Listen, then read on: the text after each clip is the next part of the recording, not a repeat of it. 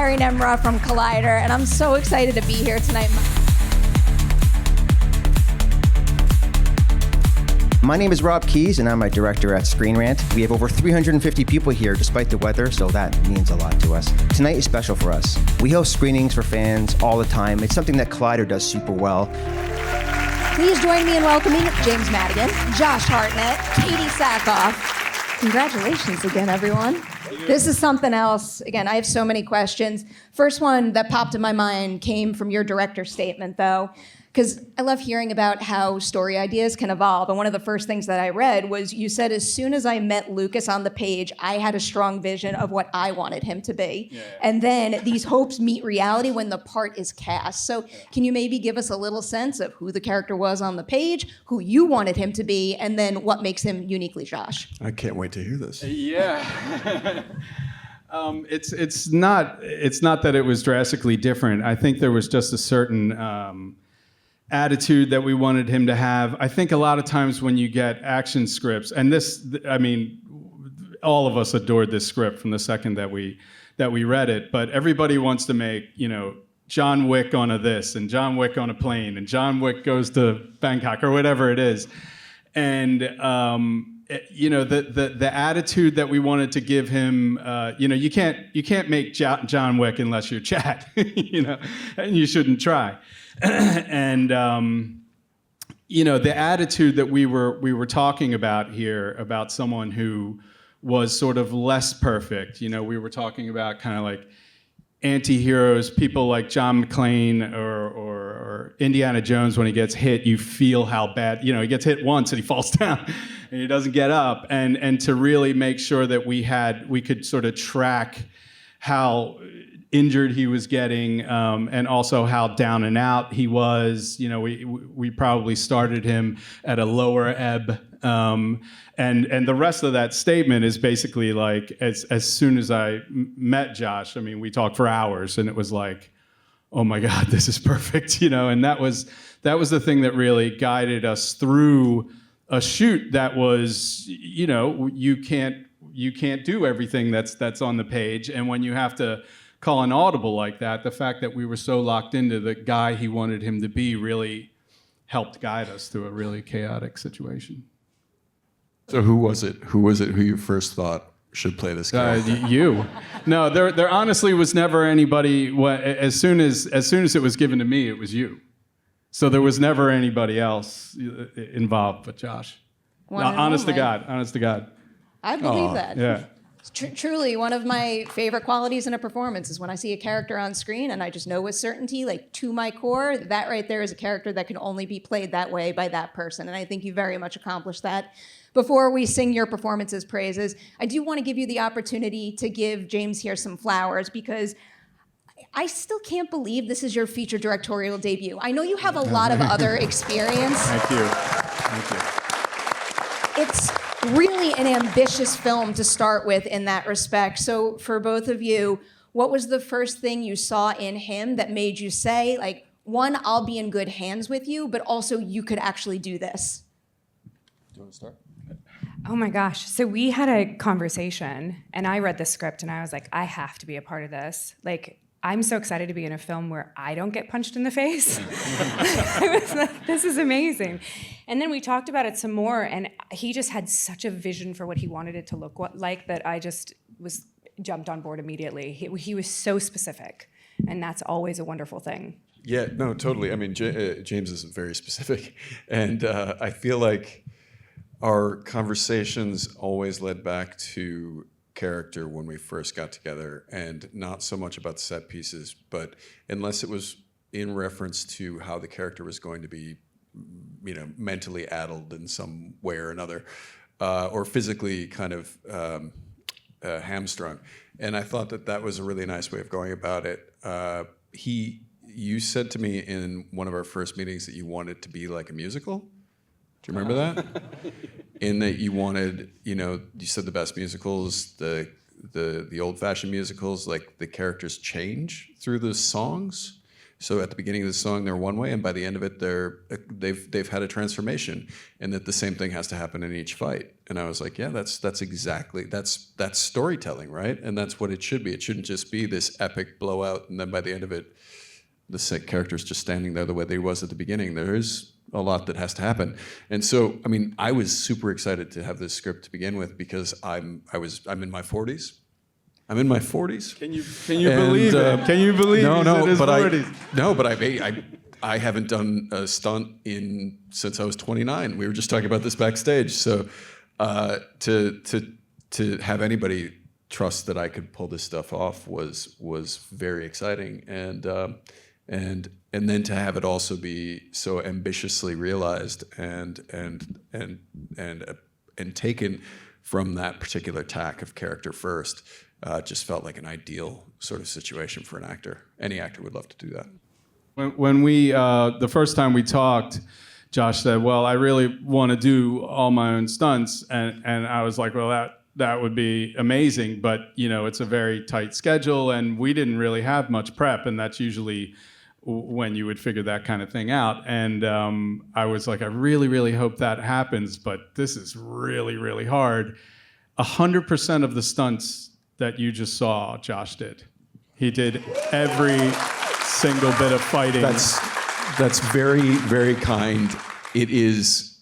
We had an amazing stunt team, and these guys helped me every step of the way. They made me look. They made me look really, really good. And Clayton, who was he was like my go-to, my stunt as on the screen stunt double, but also just there to kind of guide me through everything. He would work with the rest of the stunt team to find ways, and work with me to find ways to make these things happen so that I could actually do them, which you don't always get that sort of bespoke sort of situation. But yeah, I was able to do them without dying, so that was, was nice. You're downplaying that. Like, that is the amount of work that you took on to be able to do all of that fight coordination. And granted, there was a team around you for sure, but like, that is so hard to do, especially with your dialogue, especially staying true to like the arc of the character. Yeah. That is hard, and Thanks. You did amazing. Thank you. Amazing. Speak the truth. Before I get too lost in the stunts of it all, I did want to make sure to highlight two scene partners you both have. Josh, I'll start with you because I thought Charithra was just like something. Like, I see you in this movie and you pop so big right out the gate. I'm like, who's going to go toe-to-toe with him on the plane? And she's electrifying in that role. So what's the first thing you saw her do, either in prep or on set, that made you think, like, yeah, she's really going to pop in this movie? I love Charithra. She is the most inappropriately ambitiously talkative human being I've ever met in my life. And she's so bright, and she asks so many questions. And we had such a lovely time getting to know each other, but it was immediate. You walk into a room with Charithra, and there's a whole new thing to contend with. It's not about you anymore. It's about the millions of things she wants to know. And so you're going to be there kind of answering as much as you can, and then most of the time she's going to get bored because you can't answer them all, and move on to someone else and find some more answers. She's electric in person, so I knew she was going to be electric on screen. Do either of you recall a big burning question she had that, I don't know, really enhanced a beat of the movie, maybe? I mean, it wasn't even about the movie most of the time. Yeah, it was about literally anything that she was thinking about at any moment. But it was all kind of, then it would circle back to the movie sometimes. But she's just a ray of sunshine. She's just, She's a bright light. We got so lucky with her. I mean, she was in Bridgerton, so it's not like she was, but she sent a self-tape where, she got like a little flight attendant outfit and she acted this scene out, and I was just like, wow, she was just perfect from day one. So we adored her. She was a pillar of the shoot for sure. I had also read somewhere that initially her character didn't have any fights in this. At what point did you realize that needed to change? Well, I didn't want her to be like a damsel in distress, and I didn't want it to be a situation where she's just getting saved all the time. But also to do these kinds of stunts, especially when you don't have a big prep where you can really sit down and practice them, and if the only thing that you've done is Bridgerton, it's sort of like, is she going to take to this? And I knew a place where I wanted her to get that, and it could be a thing where it's like, Lucas is like, I gotta save her, and then holy shit, she saves herself. And it fit in there really nicely, and it was like, okay, that'll work. Let me go to her. And I was like, do you think maybe? And she was like, my God, yes. And she was so excited to do it. So I was like, okay. And a lot of times actors say they want to do that, and then when you get into it, sometimes they can, sometimes they can't. She started working with the stunt guys, and within like 20 minutes, she could run that whole fight, like whathout pause. It was incredible. So. She's something else in this. Yeah. Julian is also something else. I'm such a big fan of his. Katee, do you remember the first moment you realized, like, yes, he is the hunter to my Brunt? It's so interesting because he also talked a lot. And like, he was so joyful and such a ball of energy every single day. And he brought like 110%. And like, I was like jet lagged, and he was like, this is amazing. Yeah. And he brought such an interesting dynamic to Brunt, who's so controlled the entire time. That I never knew what he was gonna do, which was really fun. And he's just the most excited, like, game person I've had a chance to work with. Very He's positive. Really positive and so much fun. And always game to do anything crazy, which I loved about him. He took a character and really, really made it his own and made it more than what it was on the page, and I loved that. Yeah, the line, well, isn't that a bag of dicks? Yeah. He made that up, like, on the spot. He was like, isn't that a bag of dicks? He was like, all right, that works. Hearing about that energy doesn't surprise me, given the performance on screen. And also, he is like an A+ producer, doing like incredible things for Bulgarian storytelling right now. Yeah, It's really he is. something else. He's a busy guy. I wanted to stick with that part of the story. Katee and James, I want to get your take on this, because I feel like with a movie like this, it can be really, really challenging to have control room material keep the energy level just as high as these wild fights on the plane. So what are some top priorities the two of you had in order to accomplish that? Because I think you did. Well, to just tell everyone, keep saying it faster. It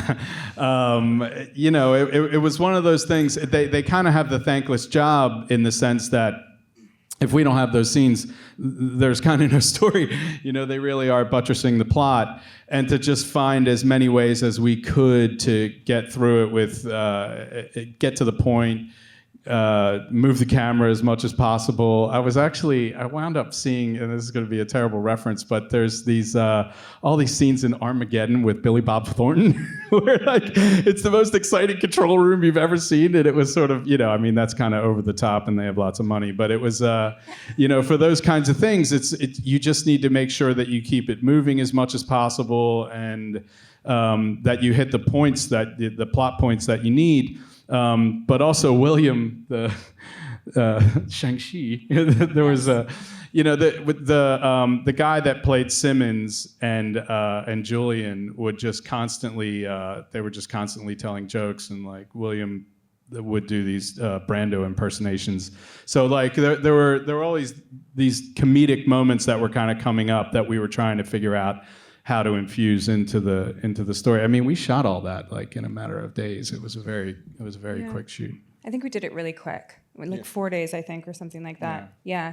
It was. I just wanted Katherine the entire time to be really hungover, and like she comes to work, and like we've all been there. Like all you want to do is like wrap it up fast so you can go home, And it's like the worst day ever when you're hungover. It's just like everything falls apart. And so I just wanted her to have this level of disdain the entire time for everyone that talks to her. So at all time. A quick story. So one of the first times we talked, like after you were officially cast, you were like, I just want one thing. I want to kill Hunter at the end of it. Because that wasn't there. And I was like, yeah, okay, why not, And and so we're like, Julia, we're gonna kill you. He's like, I won't be back for the sequel. And I was like, oh, I guess not. But so we shot that. You wouldn't believe it, but we actually shot that at the airport in Hungary. Like the terminal's right there. We got out there that day, and it was just completely fogged in. So we were at this location. It was really hard to get because planes are landing nearby. It needed all these permits. And it was pointless because we can't even see the terminal that we were there to shoot. But anyway, it was hard to get anything in, and they would only let a few people in. And so the fake gun that Katee was supposed to use for that scene where she takes it out and shoots him, they wouldn't let it through. Because it's an active runway. Like, you can't get a gun through customs. Like, we even couldn't even take liquid more than 3 ounces. Like, they would only let like 2 crew members through. Like, yeah. So we got there to shoot it, and they were like, "There's no gun," and we were like, "Really?" And what are we gonna do? So she's actually holding her sunglass case. Because they're like, I guess we won't do it. And I was like, I am killing him. Yeah. I am killing him. So I was like, we're just going to keep the focus on him. I was like, Julia, just keep looking at the thing and I'll cue you when to die. And she basically takes out her sunglass case and goes, boom. There's no gun. There's no gun. And it felt so good. It totally works. Yeah. You're so convincing. Yeah. That's so impressive. I love that. Digging into the visuals now, the first thing I have to ask you about is working with Matthew Flannery, who's just like one of the best. He shot The Raid. I mean, you really don't get a better action cinematographer than him. But there's one particular thing in our press notes that I jotted down that you had said. We met and I explained that this is not your run-of-the-mill action movie. And then you said, I let him in on a few secrets I had planned and he was in. Do you remember what those secrets were? Well, you know, the whole the whole toad venom thing wasn't really written like that. You know, mostly the tone of it. Like, everyone's saying John Wick on a plane, and me and Josh are like, we're going to be in pajamas. You know what I mean? It's going to have a different kind of tone to it, and we do want there to be this redemption story and to lean into the character a bit more, and to really make sure that we're filming it in a way that we're kind of tracking the degradation of this person physically. And to just have it not be, you know, your boilerplate kind of action movie. The third act had all these different pieces of these things, but I wanted to kind of have it not be as unconventional as we could afford to make it, because I knew Josh was on board for that. And you know, the more I pitched those kinds of things, he was like, "Oh, well, great." I mean, I kind of threw his name out as a joke, like, we should get the guy from The Raid. And then he was kind of like, yeah, I'll do it. We were like, oh, all right, great.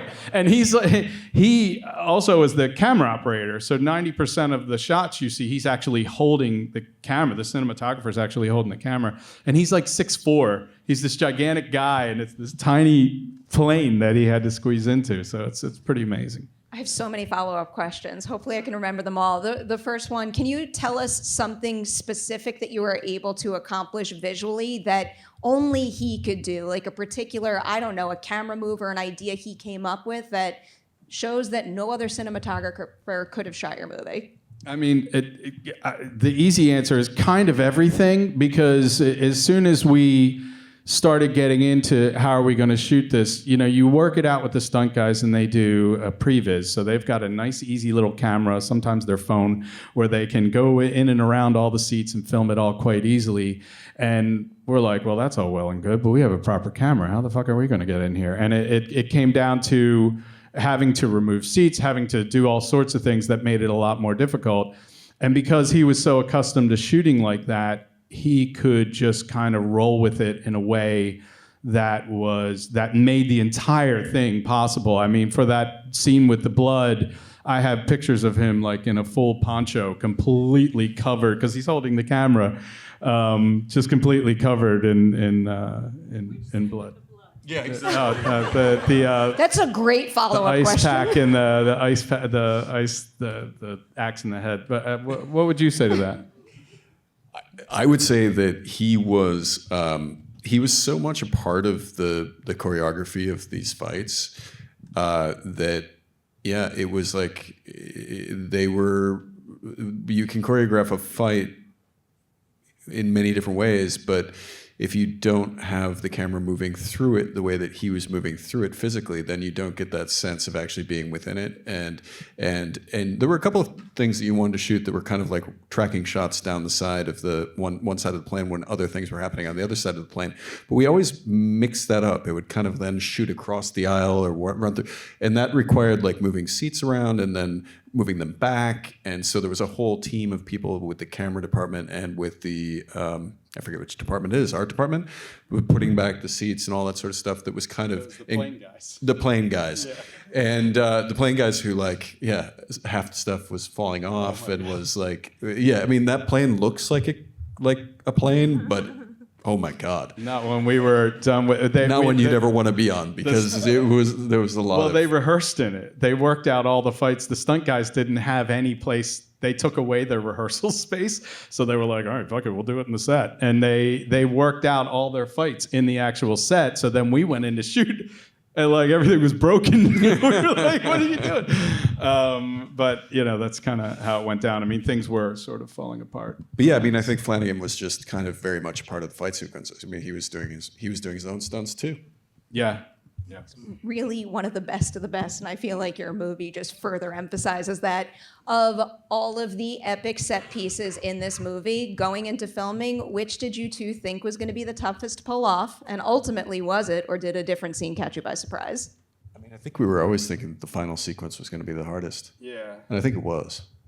Yeah, well, the final sequence is like 8 different sequences. So when you go into something like this, I mean, this is an independent movie. This is a small independent movie. So there was a lot of talk and prep of like, well, you're going to have to let that go, and you're going to have to let that go. And I was really trying not to, but there's a point to it, which is you've got wire work, you've got blood rigs, you've got all these different things going on, and there's no way you can have all of it. And I just kind of kept saying, well, I think we'll find a way. And luckily we did, but we did shoot all those pieces last. And going into it, I honestly didn't know if we were going to get it all. As a matter of fact, that chainsaw bit, that was just the preamble.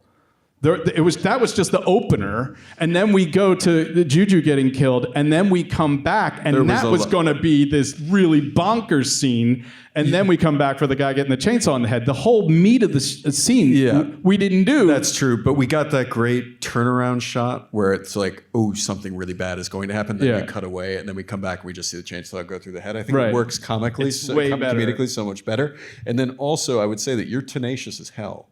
So you kept saying like, people kept saying like, we're gonna cut this, or we're gonna cut this day, and we're gonna do this, and he would be like, well, we're gonna find a way to do it. Just will it into existence.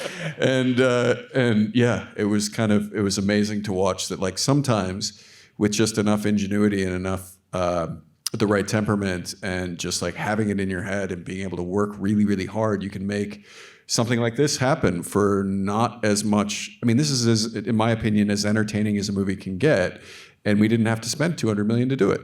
It's kind of like, thank you. I'll harp on that point a little more, because I do think it's really important, and maybe zero in on a specific thing. Can you recall something that, I don't know, might make an audience member go like, there's no way you could do that without $200 million or something of the sorts, and then tell us how you accomplished it on an independent film budget? I don't know. I mean, you tell me what in there looks like. I mean, I did half the visual effects myself. I feel like they're terrible. I'm like, oh, I did that on my laptop. So I don't know. I worry that it. I don't know. Does anything look expensive? It doesn't. To you? It looks fantastic. Shut up, Jim. Everything. Jesus Christ, he's not selling the movie. We're here to sell the movie. The movie's great. Yeah. Everything looks expensive. Yeah, it looks fantastic. Good. He also does visual effects. It's not like he woke up one day and was like, I'll tinker with this on my, we're not getting the budget for it, so I'll just make up how to do. You knew how to do it. For anyone who doesn't know, a background in visual effects, and you're also like a very accomplished second unit director, and those two skills come together brilliantly here, and I think everyone can see that in the finished product. Thank you.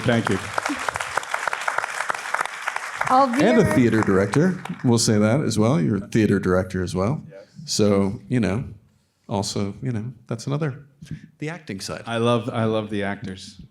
It's my favorite part of it. I keep least that's what winding you up told in, us. I keep winding up in these situations where it's having to shoot action scenes and Transformers and things like that. But that's really my favorite part of it, because that's the X factor.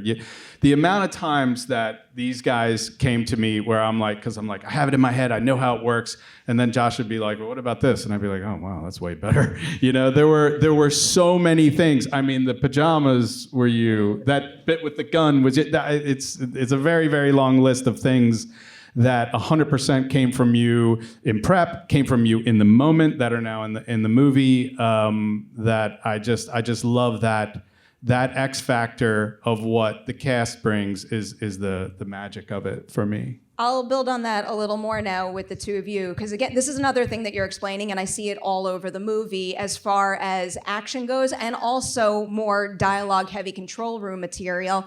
What is it like working with James as an actor's director in a way that lets you get all that work done, but in a way that, I guess, ups character development and lets them as a person shine through? Katherine had a lot of dialogue, and exposition is something I love to do. I really love it. I'm a weirdo. It's I do love it. But he came to me and he said, so we're not going to shoot any of this on camera, except for these pieces. And I was like, oh, no, I'm prepared for all of it. And he went, all of it? And I was like, yeah, all of it. And he went, we don't have time to do all of it. And I was like, we can get it. I was like, turn the camera on. I promise we can get this. I know we can get this. And he allowed me to do that, which takes time on a movie. But I wanted to find out who she was. I wanted to have her movements. I wanted to live in her skin.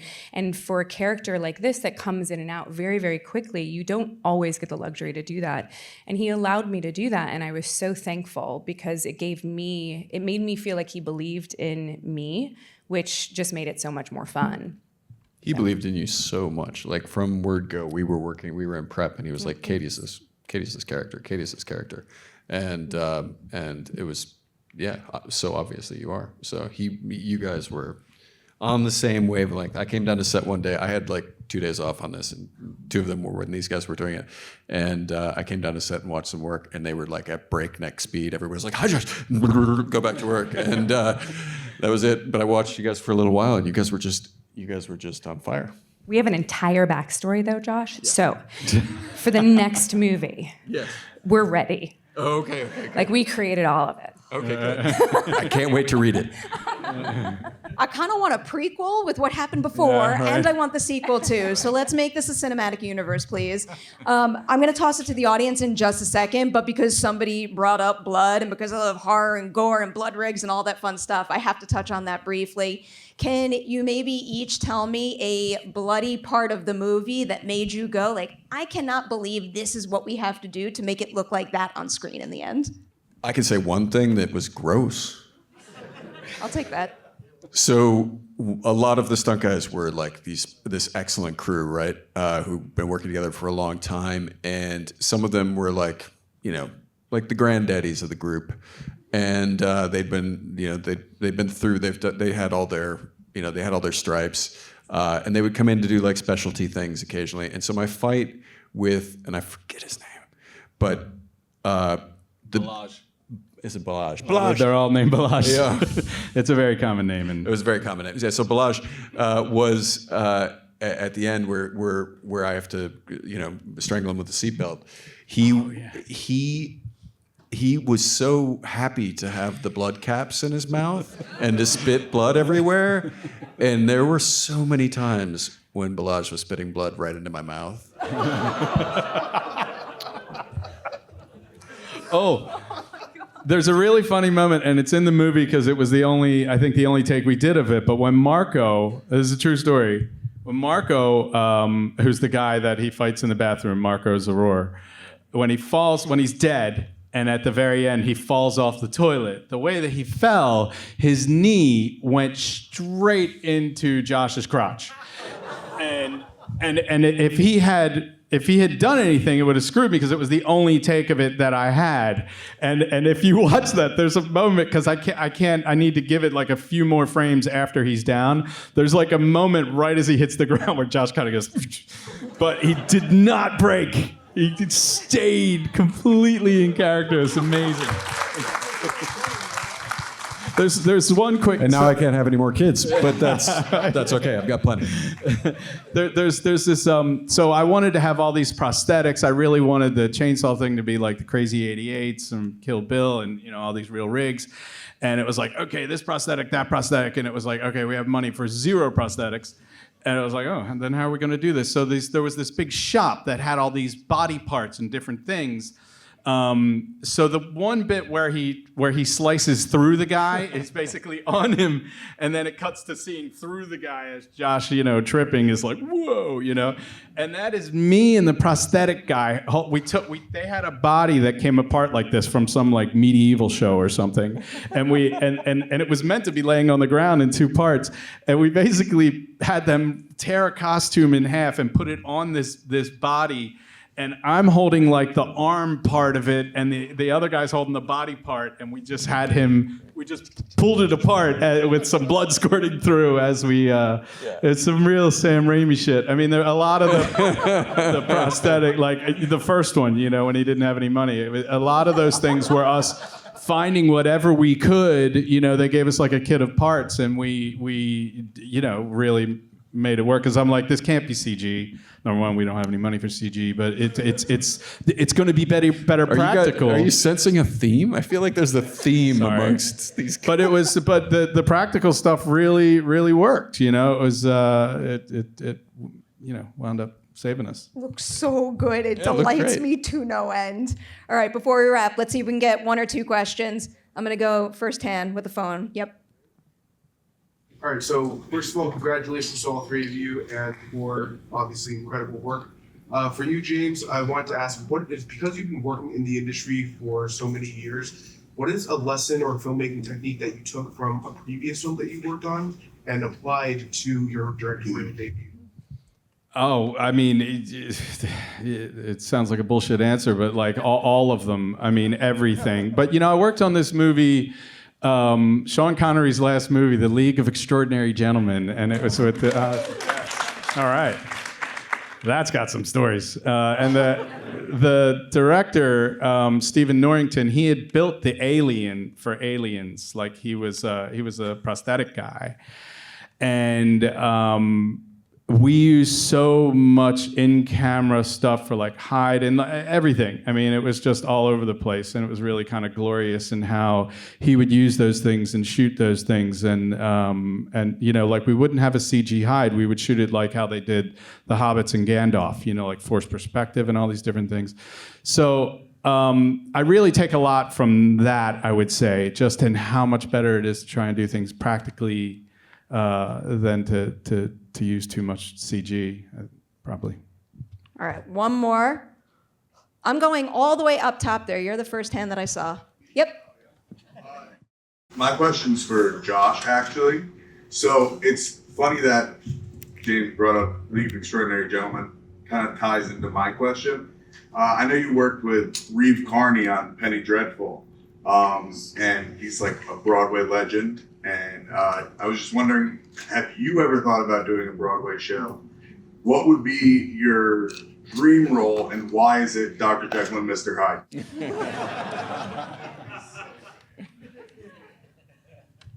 So, Dr. Jekyll and Mr. Hyde. I have, actually. I've thought a lot about doing a Broadway show. I live in the UK now. My wife is English.